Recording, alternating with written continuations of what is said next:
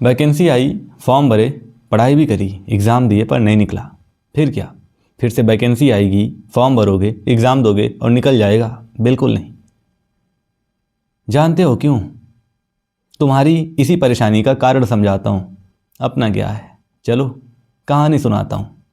एक बंदा ऐसे ही घूमने निकलता है और वो घूम रहा था। घूमते घूमते उसने अचानक से देखा कि एक मूर्तिकार है, वो मूर्ति बना रहा है। और जहाँ वो मूर्ति बना रहा है उसी के बगल में एक 8 फीट ऊंची मूर्ति बना के पहले से खड़ी कर रखा है और वो दूसरी मूर्ति बना रहा है। तो ये आदमी देखता है कि जो मूर्ति बना रहा है और एक जो उसने पहले से बना रखी है, दोनों लगभग सेम है। तो ये आदमी, अपने यहाँ क्या है, अगर जेसीबी भी चल रही है तो लोग देखने के लिए जमा हो जाते हैं। तो आदमी भी देखता है, उसके बाद उससे रहा नहीं जाता है, उसने कौतूहलवश पूछता है।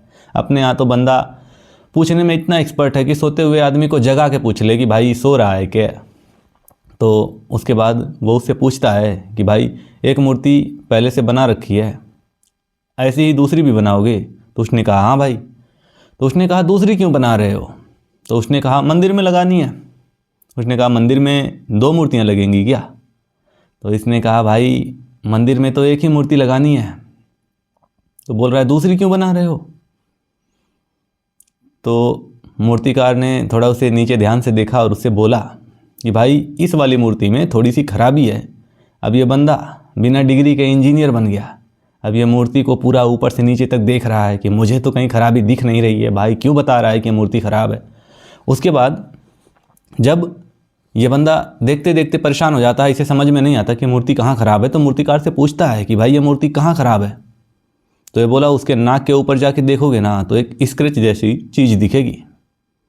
तो उसने कहा मूर्ति लगाई कहाँ जानी है? तो बोला मंदिर में 8 फीट की ऊंचाई पे मूर्ति लगेगी। बोलेगा नीचे से तो दिखेगी ही नहीं, फिर तो दूसरी मूर्ति क्यों बना रहा है? भाई किसी को पता ही नहीं चलना है किसकी नाक के ऊपर स्क्रैच है। बोला भाई किसी और को नहीं पता है पर मुझे तो पता है ना कि जिस मूर्ति को मैंने बनाया है, जिस मूर्ति के लिए मैंने काम किया है, उसकी नाक पे स्क्रैच है, मतलब मेरे काम में प्रॉब्लम है, मेरी काम में समस्या है। बिना उस प्रॉब्लम को ठीक किए मुझे नींद ही नहीं आनी है। आई होप आप लोग समझ ही चुके होंगे कि मैं क्या कहना चाह रहा हूँ। ऐसे ही जब हम पढ़ाई करते हैं तो ध्यान ही नहीं देते कि हमारे काम में स्क्रैच कहाँ है, और जब याद भी आता है तो हम उसे ठीक नहीं करते, हम फिर से रिवाइज नहीं करते, सिर्फ वही उसी पे रट्टा मार लेते हैं, सोचते हैं काम हो जाएगा, पर नहीं होगा दोस्त। जिस दिन अपनी गलती को पकड़ोगे और उसे सुधारोगे ना, यकीन मानो सिलेक्शन भी होगा, नौकरी भी मिलेगी। फिर मुझे भी खुशियाँ बांटने आ जाना।